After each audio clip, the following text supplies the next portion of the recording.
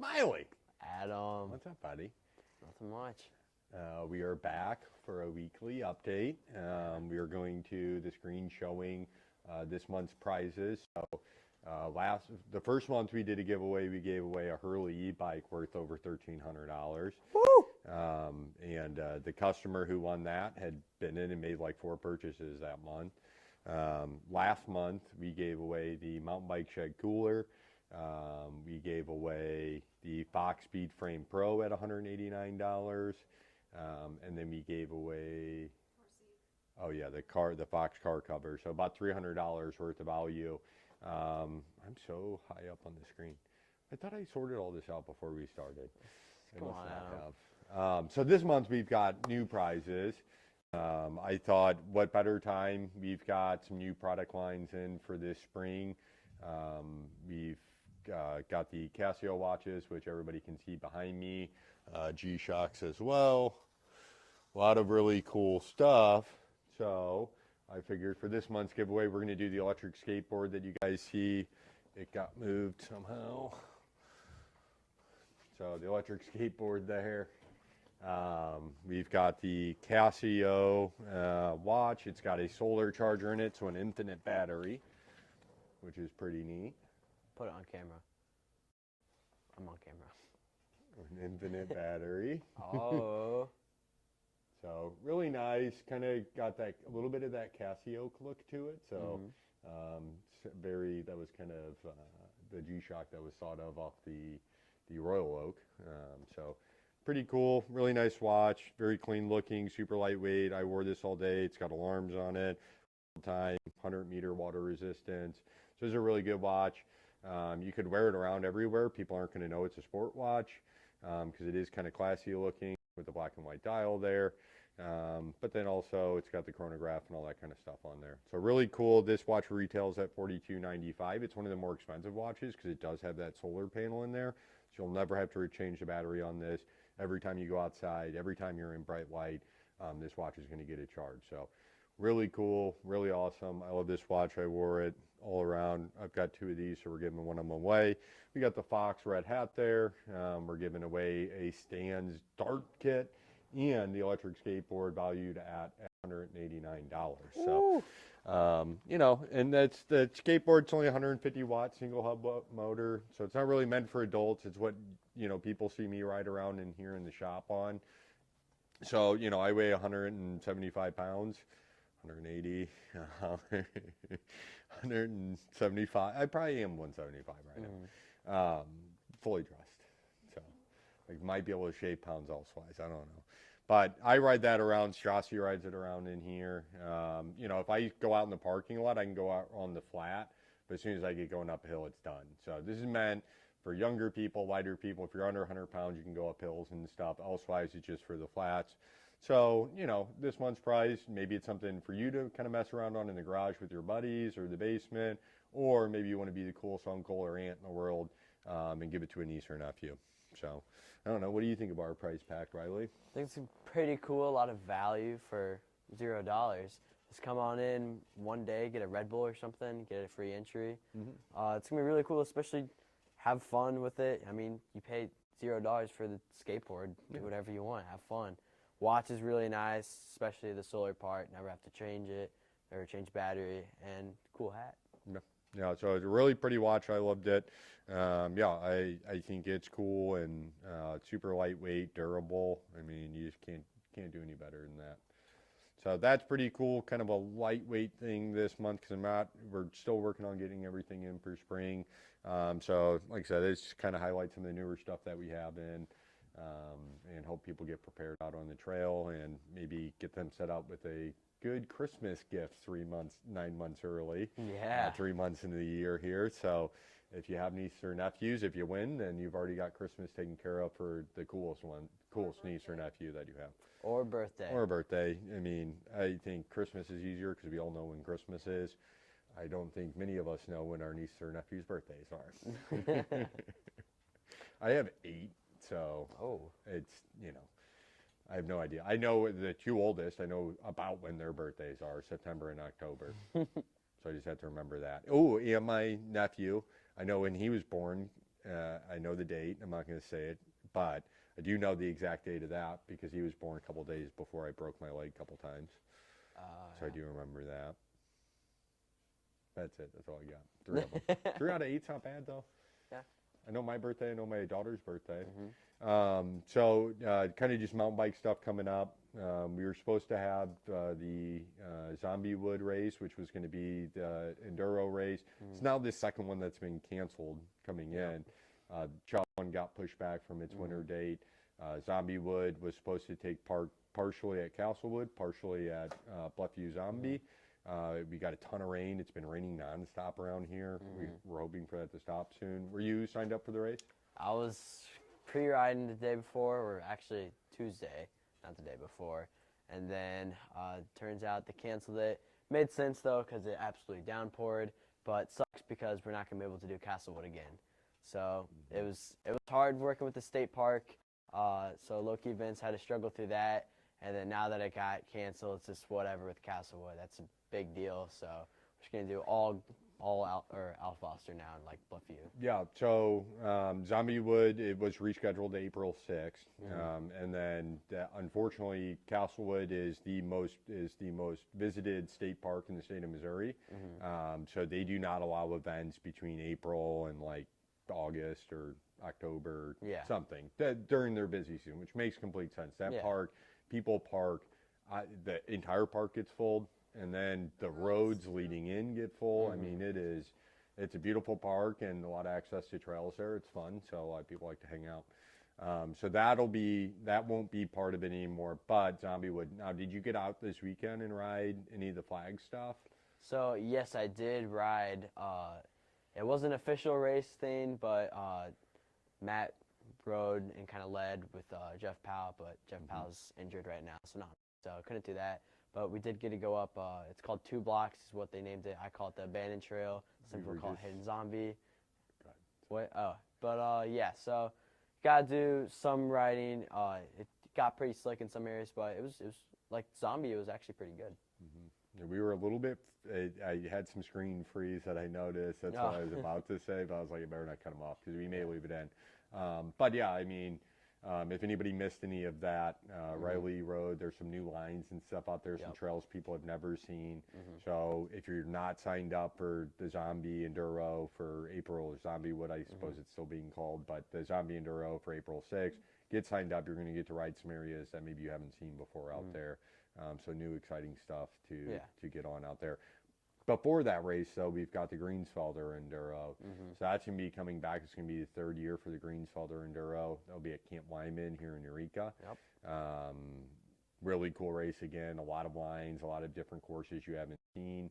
So that's going to be coming up on like the 27th, 2 weekends from now. I think so, yeah. Get signed up for that one. That's really cool because the grounds for that race is at Camp Lyman. So it's a complete private area just for the mountain bikers. There's a really good setup from Low Key Events there. And then if you're a member of the Wheels Up team, that was the first chance I got to see you guys' factory set up in the race last year. The Wheels Up Enduro team is a tryout team. If you make the team, you can. Wheels Up also does weekly rides. So, you know, on Mondays and Wednesdays, even if your kid, if they're new, they have a beginner's ride, I believe, is on Mondays. Don't quote me on this stuff. Reach out to Wheels Up and find out with them. But if you have a kid that's new to riding or maybe a younger kid, those Monday night beginner rides can be really great.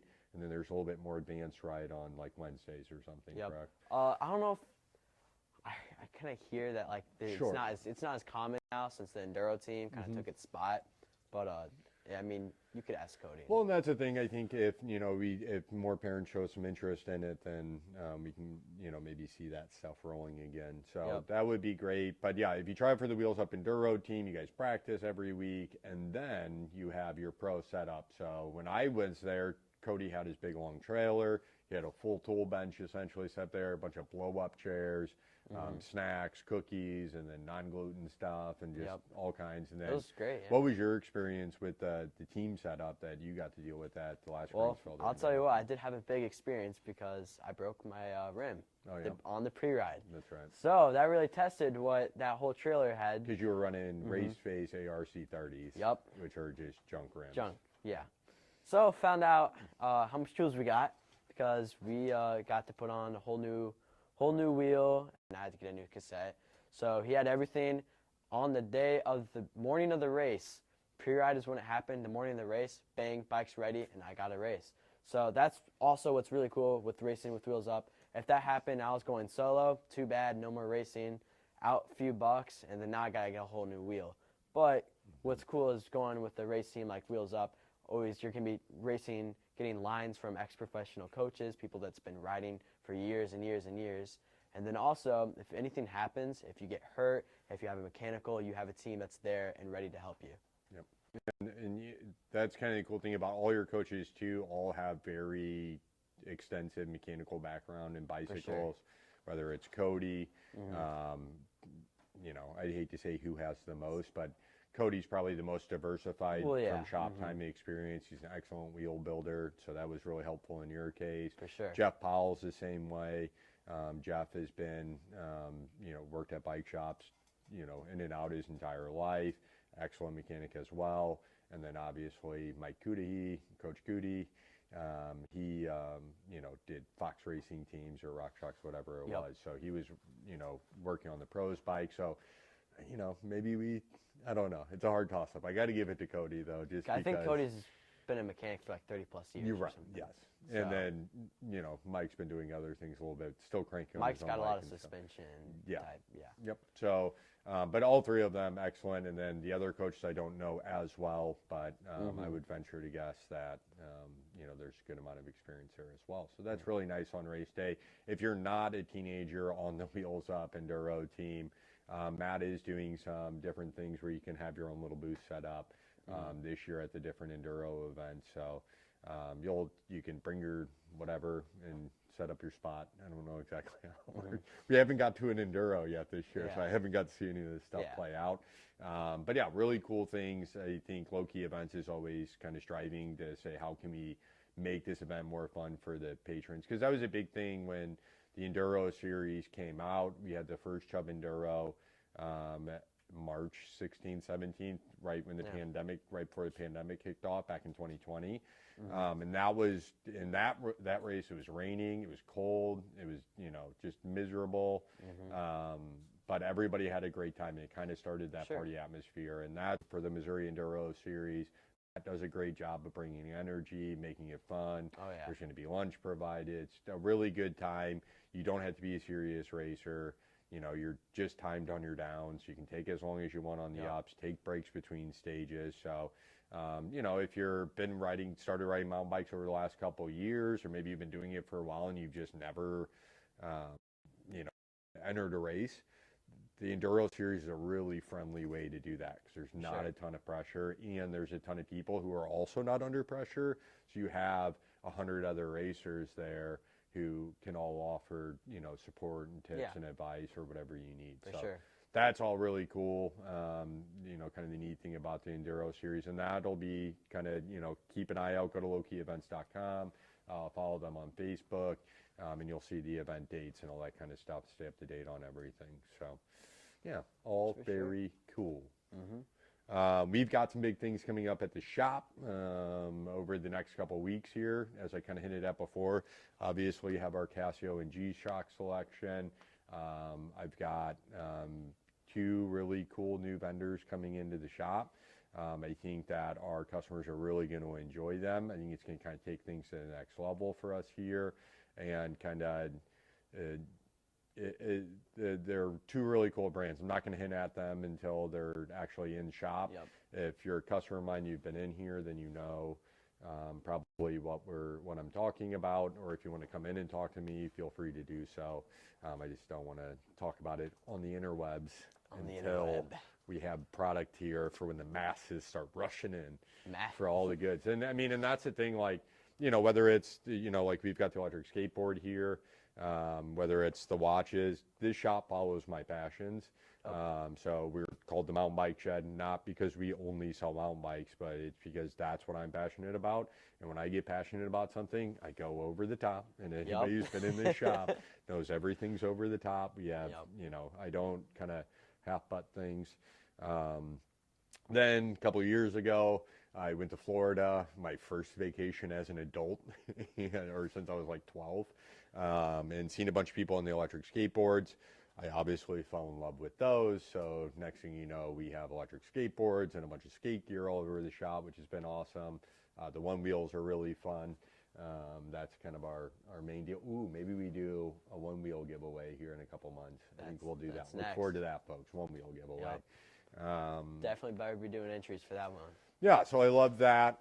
We do sell disc golf here. I'm not a disc golfer yet, but I do like disc golfers. They are all very cool people. They geek out over the numbers on the discs and everything, and it's super fun. I would like to get into that at some point. It's a little bit too much standing still for me. I don't know if I can do that outdoors. I like to be moving a little quicker if I'm outside. Because if I'm standing around in a field, then I'm going to be checking my phone the whole time, worried about the shop or whatever else is going on. But long story short, so I follow passions. Recently, Riley brought up kind of watches to me, kind of reignited that passion back in. Now look behind you. Yeah, so now we have a ton of Casios for you guys. And the whole reason being with the Casios is, I think, when you go out and ride your mountain bike, people like to keep track of what they're doing. Most of the time you're doing that with your phone. While if you're running GPS on your phone or on Strava and all that kind of stuff, you're going to drain your battery down pretty quick. Maybe you got an earbud in too, so you're killing music, then, maybe you got, then your phone's beeping. Somebody sending you a text message asking you to do something, where you at, this or that, blah, blah, blah. So I hate pulling out my phone. Again, it's the same reason why I don't disc golf, because if I look at my phone, there's a million problems I need to solve sitting right there for me, and then it pulls me off the trail and it pulls me out of my moment to relax and kind of get that recentered out in the woods. For sure. Am I boring you? No. The camera wasn't on you, so the audience should know you were just yawning, which you do every podcast. I'm Every time I do a podcast, like Mustache used to do it all the time too. Yawn. Maybe just kind of. Ooh, and that's another, nothing to do with Mustache, but we have 2 new vendors and then another entity. Very interesting, exciting, that I'm not going to announce to you guys yet, but I think it's really going to next level the shop. Our customers are going to be excited. So that announcement will come next Wednesday. Hopefully all these things, well, not all these things, one of those things, the last one I mentioned, we'll hopefully have on camera for you guys to see, which will be fun. But anyway, with the watches, I think it's cool because it's low tech.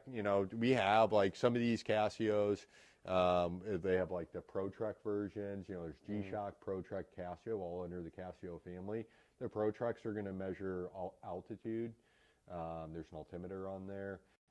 There's a barometer. It even sends you alerts. If it measures the barometer, like rain's coming, it'll buzz and flash and let you know that the rain's coming, so you can get that warning. Obviously they're made to be in the dirt and the mud. They're shock resistant. So a lot of people have like Apple Watches, and the Apple Watch, it's doing a bunch. Again, you're getting notifications on it, all kinds of stupidness. These Casios, they start at $20. A majority of them are under $30. The kind of high-end ones with all the extra sensors on them, you're going to be looking at closer to maybe $60 and $70 for those, or like the giveaway watch that we're doing, that's $42. That's one of the more expensive ones because that solar panel on there. So they're all very affordable. You don't have to worry about them. They're insanely lightweight. You don't even realize they're on your wrist. They come in a variety of colors and shapes. Anybody, most of our viewers are around my age. I'm 35, so I'm probably younger than most of our clients, but everybody's kind of between 35 and 55 that comes in here, a majority of our customers. So you guys will remember the Casios, obviously, from the 80s and 90s. Everybody wore Casios back then. We want everybody to wear Casios again. They're so dope. There's so many different varieties, and that's a cool thing. Like, you could get 4 different color watches and not even be $100 into it. Yeah, for sure. You know what I mean? Very neat. And it's the time's always there because, whether we like it or not, we all have other commitments. So if you go out and ride our mountain bike, we do need to be wary of the time. So having your watch there, not having to pull out your phone, get distracted by those notifications, you just quick turn of the wrist and do it. So a lot of features on these. Obviously not going to go through it. You guys can't really see it on the camera that well, except for that we have a bunch. Because again, I don't do things halfway. So I've got everything you can want, even baby G's, a few different G-Shocks up there, some nicer steel case and steel bands. Yeah. So could really hit the gamut there. Calculator watches, because The I love my coolest. calculator watches. Oh, I'm wearing, this is just a, where's my camera? That's a 1930s Elgin. So I'm really just time testing this one. I was wearing the Casio TRT mud resist. Basically, the mud resistant watches have extra little piece of rubber over the knobs. Makes the knobs a little bit hard, or the pushers a little bit hard to push. But it does keep mud and stuff out of there. And those run about $60. And those you would want, you know, if you're in the mud. But any of these Casios are going to be durable in the mud. Majority of them are going to be water. Anything over the $29.95 price, $29.95 and up, it's going to be water resistant up to 100 meters. The $22.95 ones tend to just be water resistant. Yeah. So like rain, you wouldn't want to submerge them in water. I probably wouldn't shower in it. You probably could, and you know, worst case scenario, if it breaks, it was $20, so it'd be all right. But yeah, really cool. I like the vibrating alerts. For me, I set the hourly alarms on all my watches. You got spooked by one earlier. Yeah. Anytime I wear a watch, I've got really bad ADD, so I enjoy that my watch tells me every time an hour is passed. That can also be handy on your bike. You know, if you're like, oh, I got 2 hours to ride, your alarm beeps, you don't even have to look at it. You know, okay, I've been riding an hour. You know, so really cool. Come look at the Casio watches. I think our customers will really dig those. Yeah, and that's it. And then I got some other stuff coming next week along those lines. There's a hint. One of the product lines, it has to do with that, kind of. Yep. Yeah, what do you think? I mean, Casios are pretty cool watches, especially for mountain biking. If you slam it into a tree or something, you can only just be down like $60 versus actually wearing like a nice Apple Watch. Plus, the Apple Watches, the screen curves around. So just imagine how much that costs when you slam it into a rock, which it's not uncommon for that to happen when you fall. It's, you know, so that'd be, especially if you come out of town, you don't want to wear your nice Apple Watch or something, just keep the time, especially the hour one too. That's really cool. It's going to be durable, and also you don't have to worry about losing a bunch of money because you have your curves around display, Apple Watch, all that, and slam into a rock. So yeah, and I think kind of one of my ideas with why I was excited to get the watches in, most of these are all going to have chronographs on them, basically a stopwatch. So I do want to work when we start doing our weekly rides, whether that's on Tuesdays or Sundays, we're still banging that out, kind of feeling everybody out on what works best for them customer-wise. Because I know a lot of people like to relax at home on Sundays. I would like to do it on Sundays, but it would probably be Tuesdays. But we're going to do, you know, we've got some plans for some stuff out here in front of the shop. And then ideally, we'll time people doing laps up at the Eureka Mountain Bike Park, and maybe our fastest people get, you know, we'll do a drawing again for prizes. And maybe if you have the fastest time, you get 10 entries. If you're second fastest time, you get 9. And we'll work everybody down. As long as you turn in a time, you'll minimum get an entry. yeah. Maybe we'll keep a board here so everybody can see who's fastest. Yeah. So a lot of big plans, like I said, this spring. We've been pretty bored all winter. It's ungodly slow the last 4 months. So we've had plenty of time to think of all the great ideas to make sure mountain biking is super fun this year for everybody. So that's the plan. Yep. Anything else bike related we need to talk about? I think we got it all covered. Next week's gonna be pretty big. Gotta tune in for Big that week. one. That's maybe one of our coolest ones. You think so, huh? I think it's gonna be our coolest one. So tune in next week. So we've got 3 big announcements next week coming. Yep. We'll at least announce one of them next week. Hopefully 2 of them next week, Hopefully. actually. Yeah. And then the third one is probably going to be the following week after that. You know, we need to make some room in here first before we can do that, if that isn't a good hint to everybody. So, yeah. Now you're talking too much now. Don't want to give it away, Adam. I think I've given 2 of the things away. I've provided good hints. I think our good customers will know. Yeah. It is funny. Oh, that's what I wanted to get into next. So if people are watching on Facebook or something, it's probably going to cut off here soon.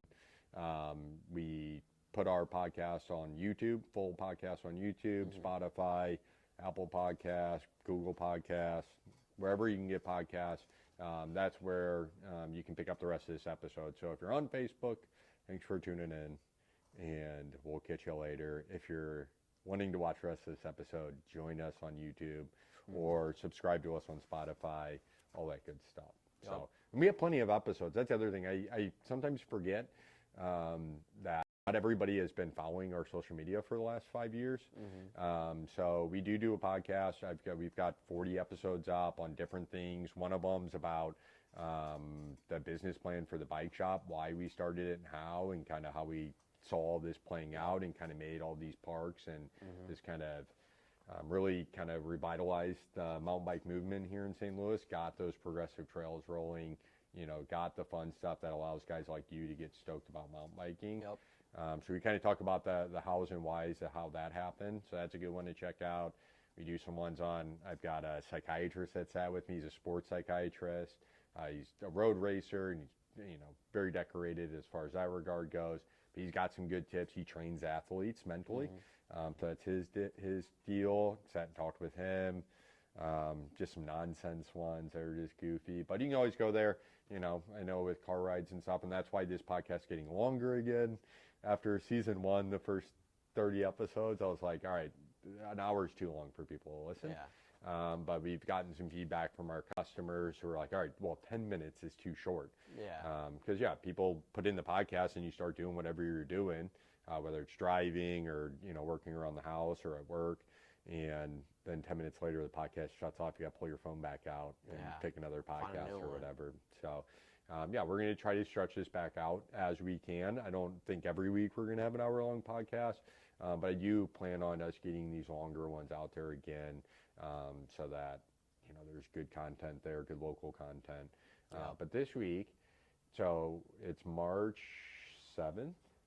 It's March 8th. So we opened on April 7th of 2018. So we're coming up on our 5-year anniversary. Yep. The end of our 5th year. We're entering into our 6th year. Nice. But I was recently thinking about that. I was like, oh yeah, we're a month away from entering our 5th year. So we've been here at the new location for the last 2 years. The Eureka Mountain Bike Park's been here about that long. A lot of changes and stuff. But I'm 36. I started the shop when I was 31. Man. And I talked the city into building me a park by the time I was 33. Yeah. Which is the whole point in opening the shop. But it really struck me as strange because I was thinking about just like, let me word this correctly. I was thinking about how it's, not sit here and toot my own horn by any means, but like, I think, I look at you're 15, so half the age of a 31-year-old, right, or a 30-year-old, and it just, I'm pretty impressed with myself that I was able to start the shop up, have this plan, have the plan of the shop, and, kind of the future of how all this would look and kind of shape out once I got the ball rolling, and it all really played out and has worked out. Yeah. Just absolutely mind-blowing to me. Pretty cool, right? Yeah. Be proud of yourself. Yeah, obviously, I think a lot of our customers, a good majority of our customers are entrepreneurs. Whether they're construction workers or like lighting guys or some sort of real estate or broker of some kind. But everybody, I think, a lot of mountain bikers, because we like to go out in the woods. Are you okay? Nothing. We like to go out in the woods. We like to do our own thing, make our own schedules, So I think mountain bikers and entrepreneurs very much rub together. So I was just thinking about that. And then I was like thinking about like, let me think of like retail store owners that I know. I don't know anybody under the age of 45, 50 that owns a retail store. So crazy. That's true. Because that was like one of the things. So we've had a hard 4 months. If any customers that have been here in the last 2 months, especially knows, just kind of, it's been a weird year for me this winter. I think every winter we get into this like, you know, business is stopped. What the heck? And we forget that like this happens every year in the winter time. It's like it's happening brand new again.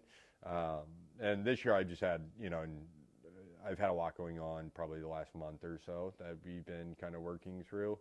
So it's, you know, I looked at the shop and just one night when I was walking through here and just kind of looked at everything, I was like, this is a cool freaking shop. Yeah.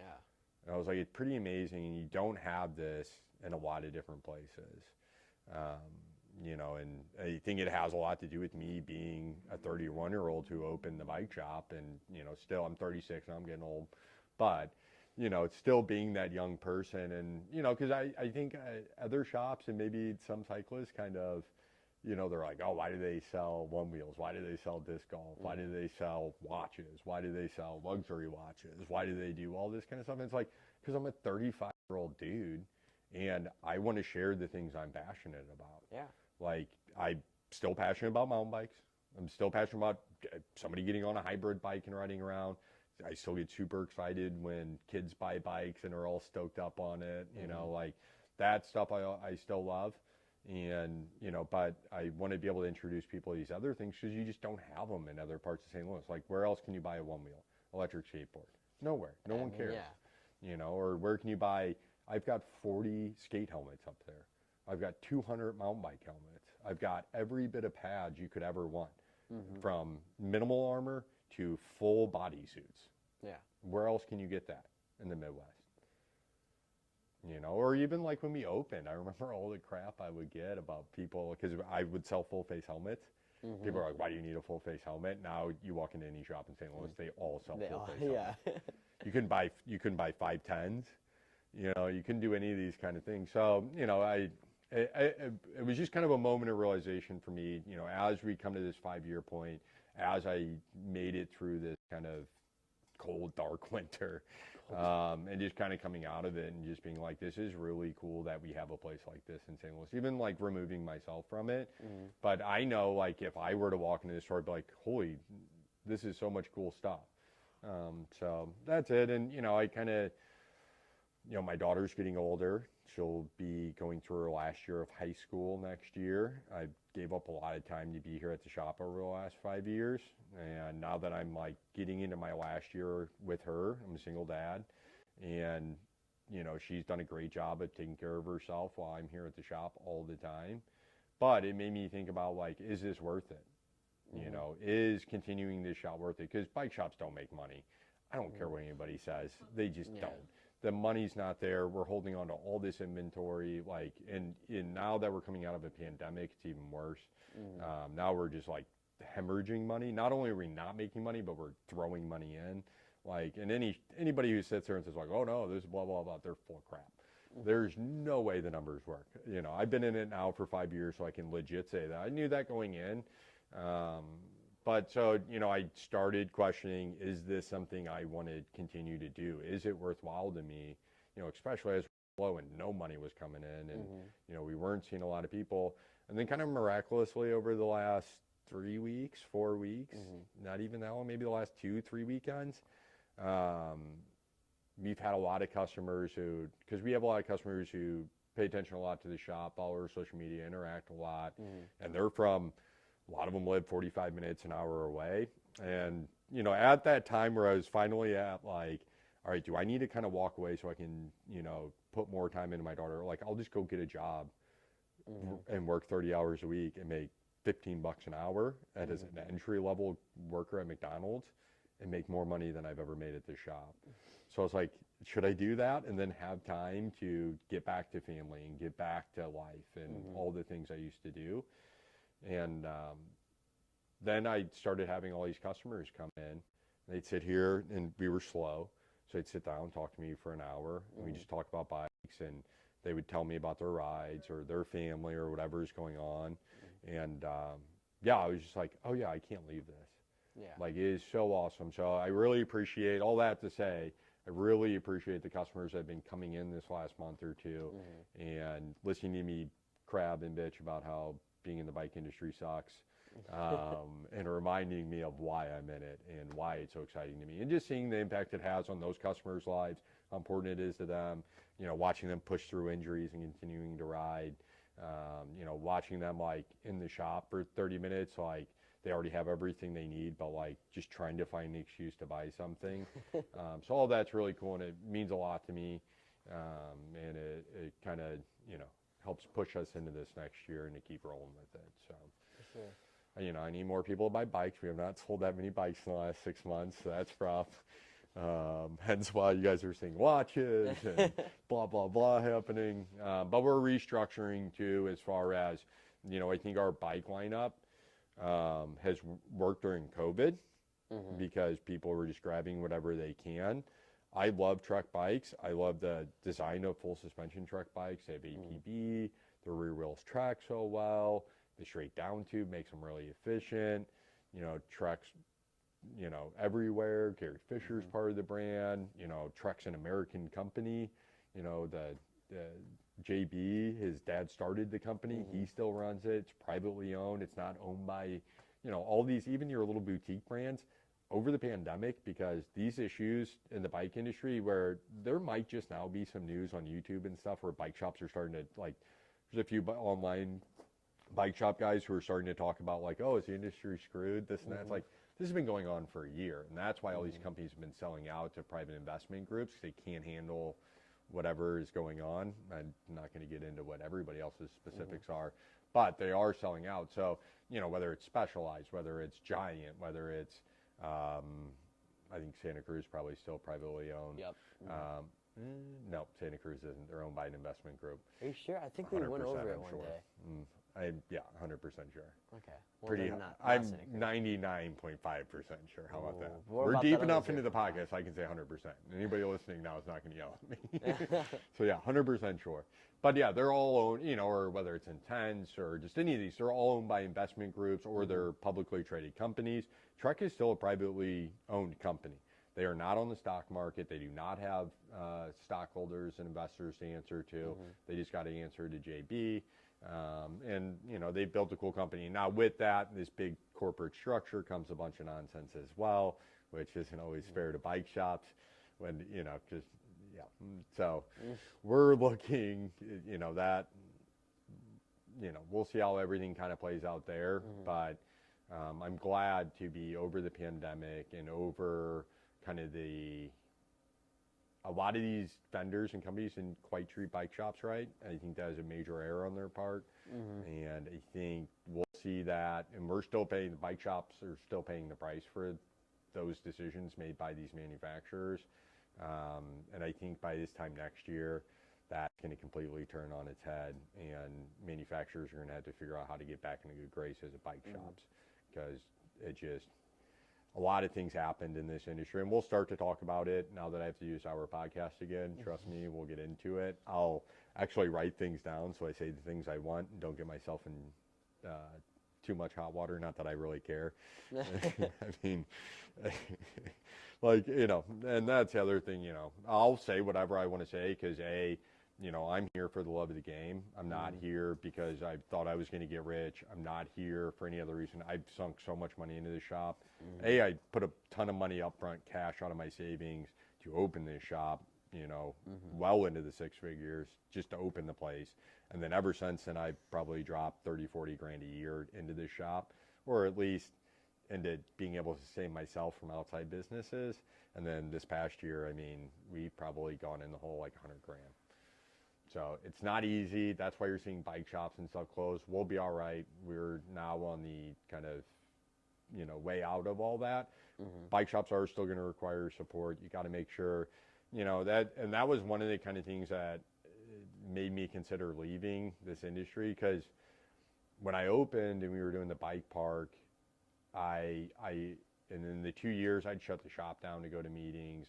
Everything I did was about getting that bike park built, because I knew if I could just do that, everything else would steamroll in Missouri from there. I mean, we couldn't even get builders to show up.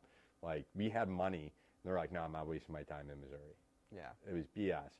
So, all that changed. But I thought, like, once we got the bike park open, then there would be this, like, sense of, like, oh, yeah, it's a mountain bike shed. They got us all these progressive trails, and everybody would come buy their bikes from me, and I'd be all right. Maybe I'd be able to change that stigma of not making money in a bike shop because everybody knows that when they come in. It's in every freaking book about opening a bike shop is that you will not make money, that the margins are so tight. And, you know, by the time you get done paying accountants and all this other stuff, all that money's gone. And, but I kind of had it in my head that if we opened the bike park, that everybody would feel obligated to shop here. And it hasn't been the case. I mean, I see more online bikes come into my shop, which is fine. We'll work, you know, beggars can't be choosers as far as, you know, money that get to my shop. But I mean, I think it's local bike shops. You know, obviously I own one, so, you know, I'm a little bit biased here, but at the same time, like I said, I would make more money doing anything else. I'm a talented person, so I could gladly go do those things. I'm here because I want to see mountain biking continue to grow. I want to see more dudes get into mountain biking because I know it's a great outlet for, you know, people, and it kind of opens up a whole new world. So, you know, people need to make sure they're supporting their local shops too, because a lot of this culture, a lot of this community, a lot of the things that mean so much about being a mountain biker, the trail advocacy, all that's going to disappear if you're, you know, buying your bike online, you're buying your bike at a power sports shop, you're, you know, doing all these silly things. It's like the bike shops are kind of the hub of your community. If you're not supporting them, and you know what, I can tell you 100% sure that if I had an option between buying a Canyon for $2,500 or the exact same bike from Giant for $3,300, I would buy the Giant every time. Why? Because I know the importance of local bike shops. I know the importance of doing all these things. So that's all really important stuff. But let's wrap it up, Riley. Yeah. We'll call it an end for tonight. But until next week. Bye-bye.